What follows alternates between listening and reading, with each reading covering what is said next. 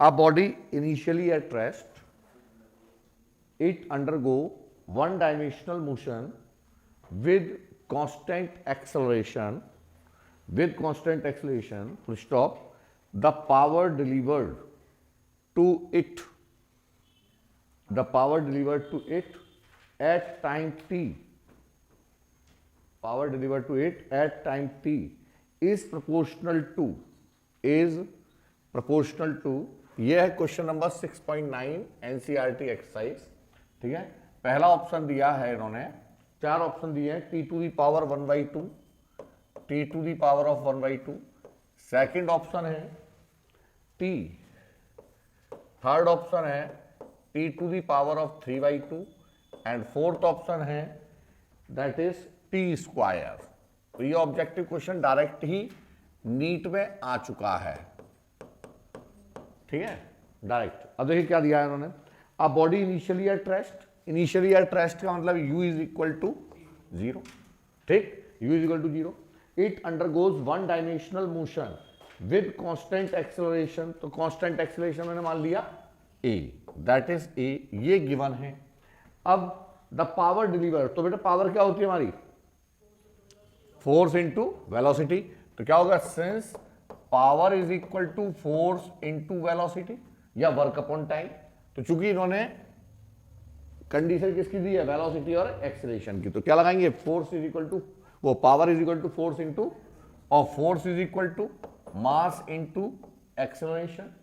तो यहां से v की वैल्यू निकाल लो, since v is equal to u plus at after time t।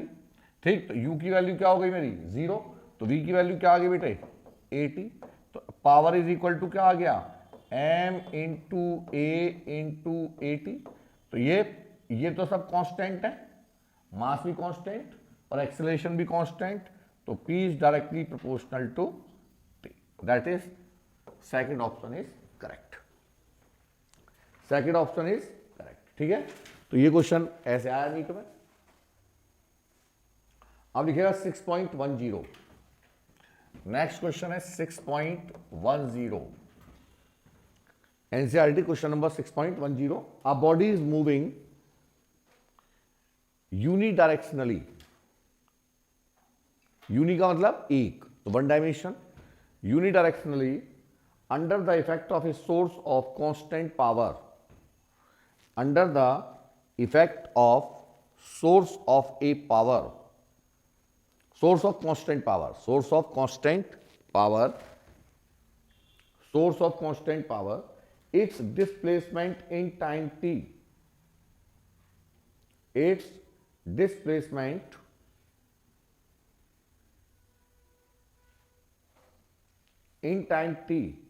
is proportional to।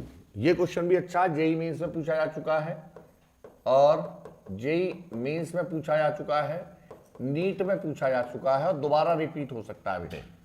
ठीक, तो 6.10 क्या दिया है इन्होंने, पहला ऑप्शन है इसका, फर्स्ट ऑप्शन कि s displacement in time t is proportional to, तो s is directly proportional to t to the power of 1/2, क्या है 1/2।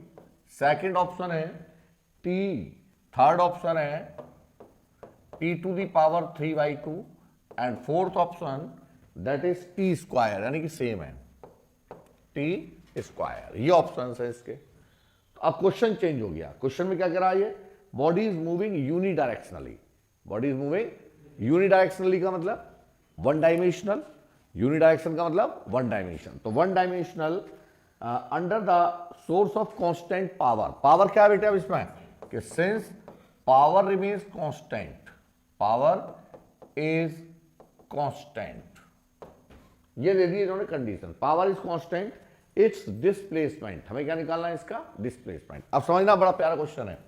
तो पावर क्या होती है, since power is equal to work done upon time, तो यहां से मैं क्या निकाल सकता हूं, work done is equal to power into time. अब यहां वेलोसिटी का कोई व्याख्यान नहीं है, किसके बारे में बात कर रहा है ये, डिस्प्लेसमेंट के, किसके बारे में, तो work done is equal to force into displacement, वो फोर्स इनटू डिस्प्लेसमेंट। अब force is equal to mass into acceleration, mass into. तो इसको दो तरीके से सॉल्व कर सकते हैं। द बेस्ट अप्रोच क्या है कि work done is equal to change in kinetic energy. जब भी बॉडी मूव करेगी तो क्या आएगी, मोशन में है भाई, यूनिडायमेंशनल मोशन है, यानी बॉडी मोशन में है, तो जो भी वर्क डन है वो किस में कन्वर्ट हो रहा है बेटे, काइनेटिक एनर्जी में। तो हम क्या लिख सकते हैं इसे, half m v square, m v square. अब पूछ क्या रहा है, s is directly proportional to t to the power 1/2। समझना ध्यान से। तो यदि मैं इस वाली इक्वेशन से लिखूं तो क्या लिख सकते हैं, v square is equal to 2pt upon m, 2pt upon, ये आ गया टाइम, ये क्या है, वेलोसिटी को किससे को रिलेट करना है, किसकी फॉर्म में कन्वर्ट करना है, डिस्प्लेसमेंट। तो वेलोसिटी क्या होती है, तो यानी कि इसे क्या लिख सकता हूं मैं, this can be written as v is equal to square root of 2pt upon m, 2pt upon, and since velocity is equal to dx upon dt, dx upon, तो क्या लिख सकते हैं हम इस वाली इक्वेशन में कि भाई dx upon dt is equal to, ये तो सब बाहर आ जाएगा, square root of 2p upon m into t to the power of 1/2 लिख दू, इसे कोई दिक्कत, बात देखिए ये भी स्क्वायर रूट ही है। तो अब इसे dx is equal to square root of 2p upon m t to the power of 1/2 dt, dt क्या निकालना हमें, x, किसकी फॉर्म में, t की। तो apply the integration on both side, apply the integration of dx का integration और p का, ये तो वही रहेगा 2p अपॉन m, ये तो कांस्टेंट है, ये पावर भी कांस्टेंट है, मास भी कांस्टेंट है बॉडी का। इसका बोलो इंटीग्रेशन क्या आएगा, t to the power of n+1 upon n+1। अरे ये हो जाएगा इंटीग्रेशन, क्या होता फार्मूला, इंटीग्रेशन ऑफ x की power n is equal to x to the power n+1 upon n+1। तो ये रख दिया हमने। तो बेटा यहां पर क्या आ गया, t की power 3/2 upon 3/2। So that's why x is directly proportional to t to the power of 3/2। अरे ये तो सब कांस्टेंट हो गया ना, ये भी कांस्टेंट, ये भी कांस्टेंट, तो डायरेक्टली प्रोपोर्शनल किसके है, तो ऑप्शन 3 इज करेक्ट। ठीक है, हाँ। तो जब कभी भी रिलेशन ऐसा आ जाए कि जब वेरिएबल रिलेशन है तो आप क्या अप्लाई करते हैं, या तो इंटीग्रेशन या डिफरेंशिएशन, है ना।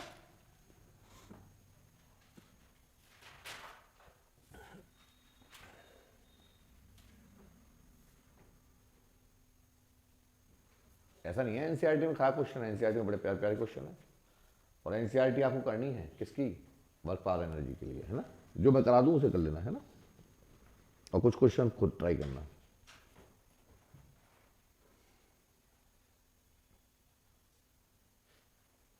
डन, तुमने क्यों नहीं नोट कर रही हो, ये पहले नहीं कराया हमने, कर रखा है। अच्छा लो, बड़ी स्पीड फास्ट है तुम्हारी।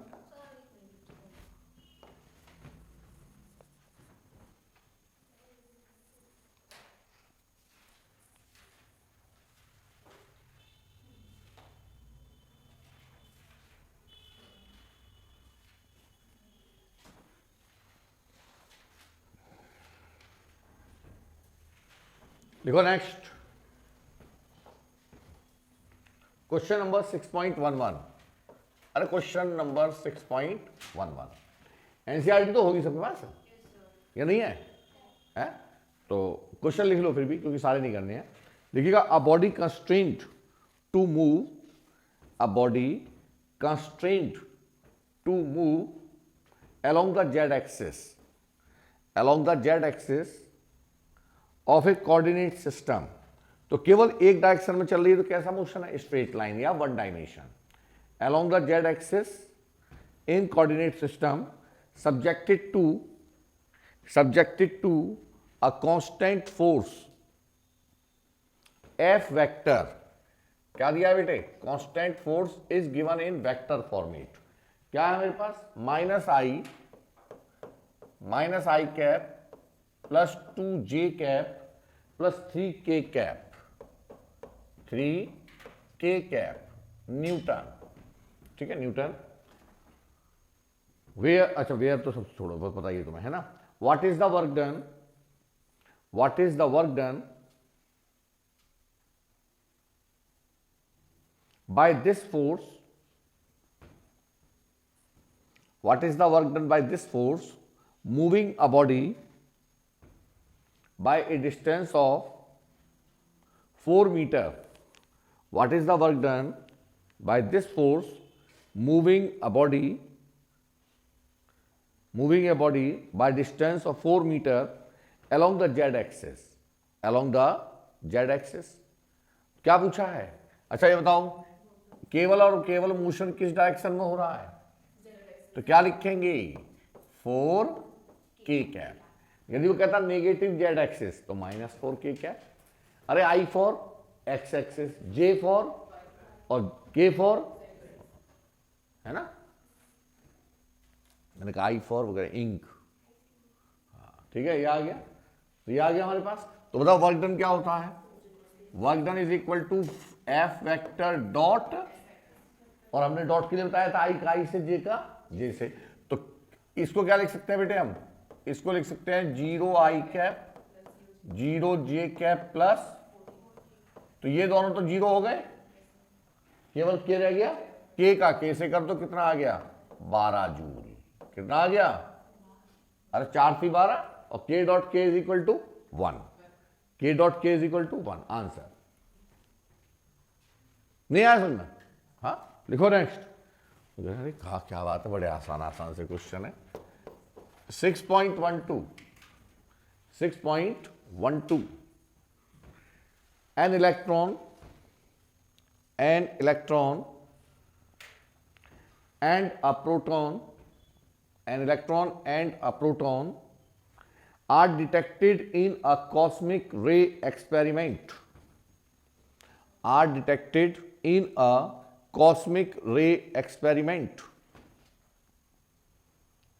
first with kinetic energy of 10 kilo electron volt, first with kinetic energy, first का मतलब इलेक्ट्रॉन, इलेक्ट्रॉन कितने से मूव कर रहा है, first with kinetic energy 10 kilo electron volt, KeV, kilo electron volt, and the second with 100 kilo electron volt, 100 electron volt. Which is faster?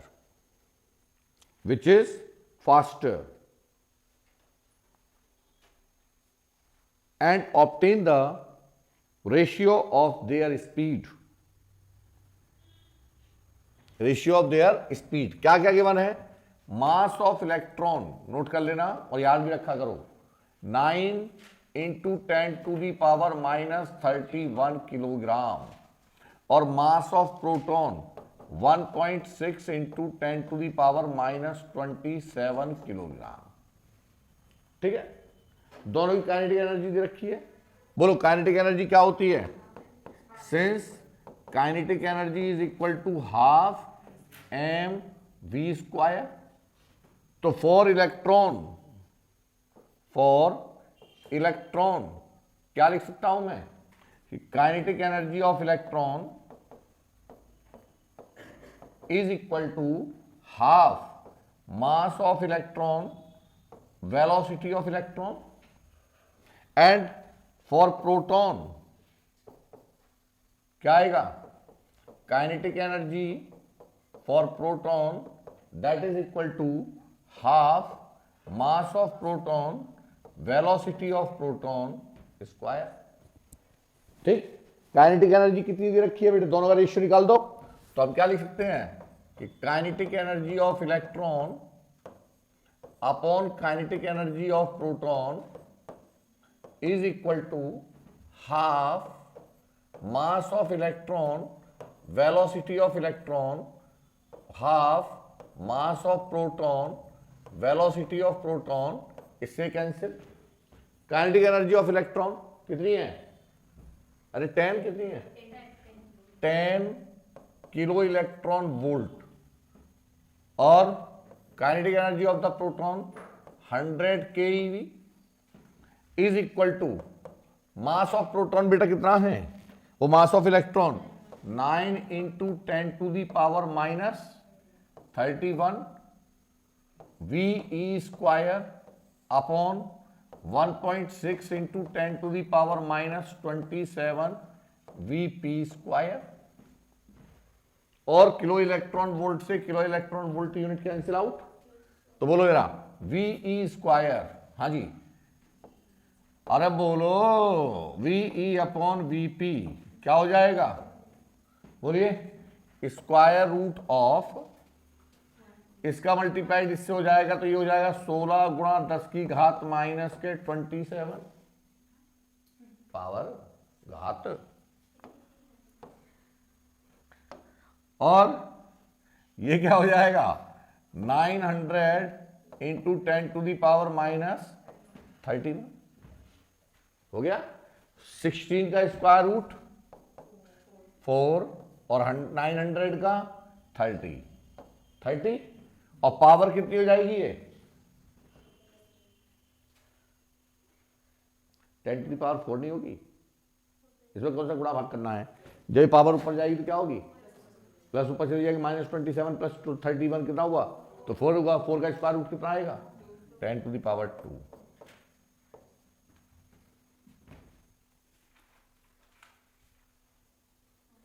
तो V upon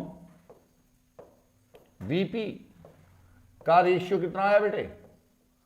400/30, या इसे कर लो 40/3। बोलो कौन सा पार्टिकल की वेलोसिटी ज्यादा है? इलेक्ट्रॉन की, तो इलेक्ट्रॉन विल फास्टर। अब मैं कुछ अलग से क्वेश्चन करा रहा हूं आपको, ठीक है? तो पहले लिखिएगा रिलेशन बिटवीन, अब ये तो समझ में आ गया ना? हाँ, लिखिएगा।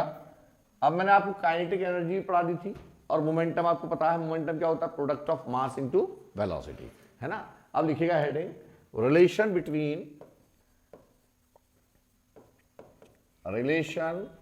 Between kinetic energy. ये क्वेश्चन नीट में बहुत आता है बेटे पूछने के लिए, मुझे याद आ गया इसलिए मैं तुरंत ही करा रहा हूं मैं। Kinetic energy and momentum, kinetic energy and momentum. तो अब यदि मेरे पास क्या है, let we have a particle of mass m that is moving with velocity v, ठीक है?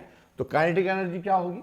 Kinetic energy of the particle of mass m that is equal to half m v square, equation number first, and the momentum by the definition that is mass into velocity, equation number second। दोनों चीजों में क्या चीज constant है? Velocity की मास। मैंने rap test दूंगा। तुम दौड़ रहे हो, दौड़ते दौड़ते तुम्हारी बॉडी का मास थोड़ी ना बढ़ जाएगा। क्या चीज कांस्टेंट रहेगी? मास। क्या चीज कांस्टेंट रहेगी? मास। तो हमने क्या किया, यहां से वेलोसिटी को लिख सकता हूं P/m। तो काइनेटिक एनर्जी की वैल्यू पुट कर दो, तो काइनेटिक एनर्जी क्या हो जाएगी? 1/2 m p square upon m square, और m से m कैंसिल। तो क्या आएगा kinetic energy? k is equal to, के लिख लो, kinetic energy is equal to p square upon 2m। This is the relation between kinetic energy and momentum. If momentum is given and we wish to calculate the value of kinetic energy, then we have to apply this formula. Getting my point? Ab, if kinetic energy is given and we wish to calculate the momentum, so this can be converted, this can be expressed also, P is equal to square root of 2mk, that is momentum. ठीक? अब यहां पर जो question आता है for competition point of view, for NEET and JEE, for competition, purpose. क्या आएगा यहां पर question? Change in percentage, calculation of percentage change. तो परसेंटेज चेंज का मैंने फॉर्मूला बताया आपको, परसेंटेज गेन और परसेंटेज लॉस। तो परसेंटेज गेन क्या होगा बेटा? गेन कब होगा? When the final value is greater than initial. Gain का मतलब क्या है? Final is greater than initial. तो इसका मतलब परसेंटेज गेन का फार्मूला होगा, बोलो, final minus initial values, final minus initial upon initial. किसके रेस्पेक्ट में गेन होता है हमेशा? ओहो, किसके रेस्पेक्ट में होगा? इनिशियल के, मल्टीप्लाइड बाय 100। सिमिलरली एक तो फार्मूला ये हो गया हमारा। दूसरा फार्मूला, पहला केस, दूसरा केस क्या बेटे? Second case, percentage loss. Loss कब होगा? जब initial is greater then final. Final तो फार्मूला क्या हो जाएगा मेरा? फार्मूला हो जाएगा बेटे इनिशियल माइनस, ओहो, माइनस फाइनल अपॉन इनिशियल। ये याद रखना, नीचे कहीं फाइनल नहीं होने का, इनटू 100। समझ में आ गया है ना? हमेशा गेन और लॉस किसके रेस्पेक्ट में होगा? इनिशियल। लिखो पहला क्वेश्चन।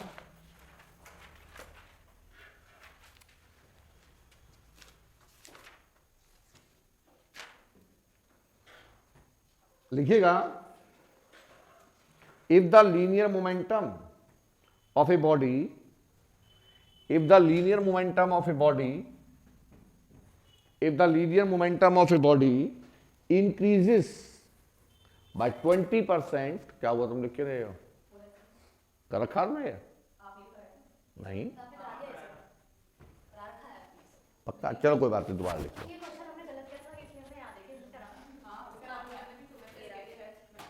चलो कोई बात नहीं, एक बार और करा दे रहे हैं। If the linear momentum of a body increases by 20%, what will be the percentage increase in the kinetic energy? अरे मैं वही तो कह रहा हूं, इतनी बात रिवीजन करा दी, अब तक मैं सिलेबस खत्म हो जाता। हाँ, खाना खा,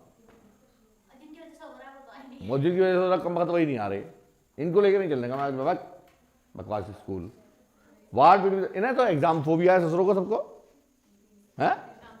हाँ फीवर हो गया है ना, तो एग्जाम नंबर ढल के चाट लेना।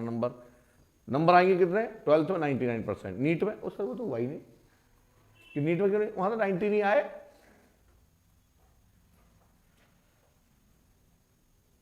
हाँ क्या है? What will be the percentage increase in kinetic energy of body? What will be the क्या है? What will be the percentage increase in, तो बेटा किसमें चेंज दे रखा है? एक क्वेश्चन सीख लो, सारे हो जाएंगे। किसमें चेंज दे रखा है? मोमेंटम में। कितना परसेंट? तो यहां पर सीधा सीधा एक रूल है जो मैं सिखा रहा हूं कि एक तरफ तो मोमेंटम मान लो P I, that is P, और एक तरफ काइनेटिक एनर्जी मान लो बेटा के, ये आ गई की आई। पी एफ मोमेंटम में कितना चेंज किया? अरे कितना दिया है? 20%। इंक्रीज बाय 2 नहीं है, 2 होता है तो रिप्लेस कर देते हैं, इंक्रीज बाय। तो इसका मतलब P I plus 20% of P I, बढ़ा दिया। कितना हो गया ये? 1.2 पी। अरे 1. पी आई तो पी है, हाँ के आई तो के आई, के बराबर क्या है? अरे in terms of momentum formula क्या है?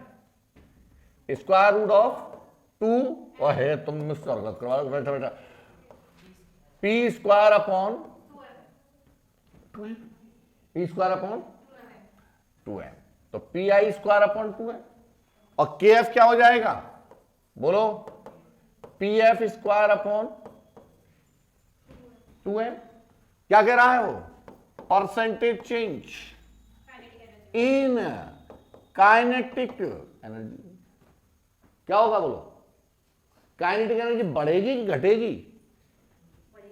क्यों बढ़ेगी? क्योंकि डायरेक्टली प्रोपोर्शनल है। जब मोमेंटम बढ़ रहा है तो काइनेटिक एनर्जी तो क्या होगा बोलो? के एफ माइनस के आई अपॉन के आई इंटू कितना आया? के एफ की value P F square upon minus P I square upon P I square upon 2m से 2m मर गया कि नहीं मरा? मर गया। पी एफ की वैल्यू कितनी है? 1.2 का होल स्क्वायर। ओहो 1.2 पी का होल स्क्वायर माइनस पी का square upon P square into, अरे आया नहीं आया? आ गया। पी स्क्वायर से पी स्क्वायर 1.2 का स्क्वायर करेंगे तो 1.44 माइनस 1 डिवाइडेड बाय 1 इंटू 100 बराबर 44%। आंसर 40। अरे आसान है नहीं है? ऐसे निकालते सारे परसेंटेज चेंज।